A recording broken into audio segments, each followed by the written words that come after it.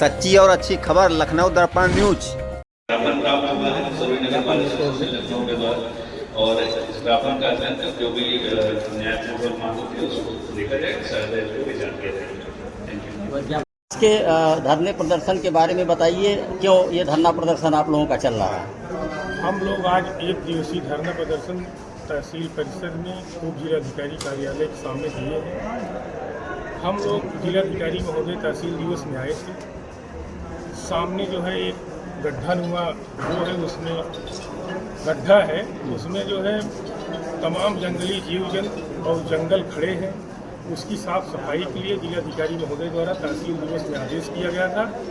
उसके बावजूद उसकी साफ सफाई नहीं की गई और 15 सूत्री मांग हम लोगों ने रखा है। यदि अगर उसका निस्तारण सही समय से नहीं होता है तो हम लोग जो है ज्ञापन देने के लिए जिलाधिकारी महोदय को कहा था कि इसका निस्तारण समयानुसार 15 दिन के अंदर करके हम लोगों को बताइए, नहीं तो हम लोग धरने का जो है आगे भी इसको कंटिन्यू करेंगे। उसमें संक्रमणी भूमि घोषित न किया जाना, जबकि भारत सरकार और मुख्यमंत्री द्वारा ये कहा गया है कि जनता को सुलभ और सस्ती न्याय दी जाए, लेकिन वो कार्य नहीं हो रहा है। ये लोग यहाँ आकर के अपने मनमानी तरीके से जो है धारा 80 की फाइलें, 76 की फाइलें, वरासत की फाइलें और क्या नाम है, एक मुद्दा इन लोगों को बस मिला है कि हाईकोर्ट का आर्डर है 76 में, फर्जी वो आर्डर है। उसमें जो है कंडीशनल आर्डर किया गया है। ये आर्डर नहीं किया गया है कि किसी गांव में, जबकि राजस्व संहिता में प्रोविजन है कि जो है 76 की फाइलों का पावर जो है संक्रमणी भूमि घोषित करने का वो जिलाधिकारी महोदय का, उसके बावजूद जो है उसमें घुमाया जा रहा है। इसके लिए यदि अगर इस पर समयबद्ध तरीके से कार्रवाई नहीं की गई तो हम लोग जो है आगे धरना इसका बैठ करके कंटिन्यू करेंगे और जब तक करेंगे जब तक जो है ये व्यवस्था लागू नहीं होगी। शासन प्रशासन की बहुत लापरवाही है।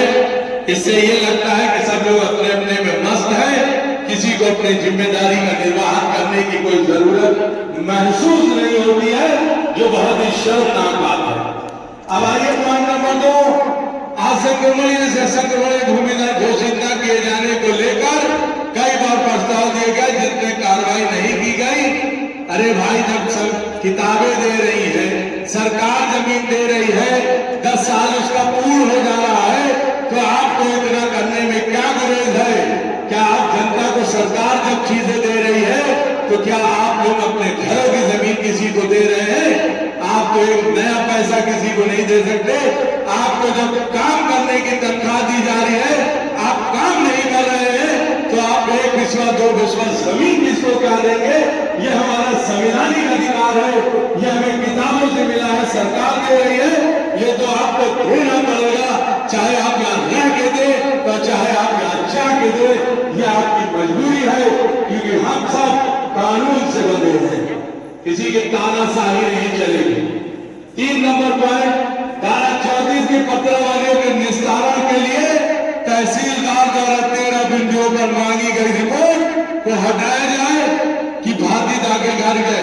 तहसीलदार साहब, ये अपनी डिक्टेटरशिप यहाँ पर तानाशाही न चलाए, नए नए फार्मूले लागू न करे, जो कानून की किताबों में लिखा है उसी को फॉलो करे, नहीं तो वो यहाँ से अनफॉलो हो जाएंगे।